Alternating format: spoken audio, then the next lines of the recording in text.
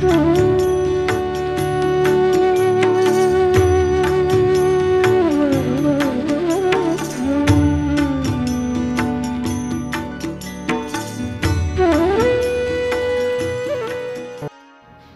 लीला।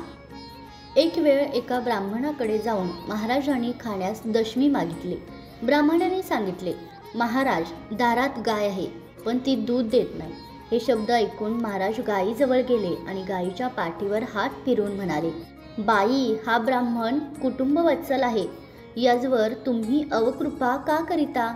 यास दूध देत जा, असे गायीजवळ बोलून ब्राह्मणास सांगितले। आज तू हिचे दूध काढून मला दशमी करून ठेव, मी संध्याकाळी येईल।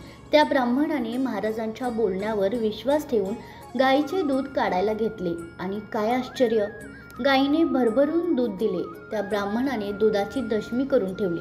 महाराजांनी संध्याकाळी येऊन ती खाल्ली। श्री स्वामी समर्थ। जय जय स्वामी समर्थ।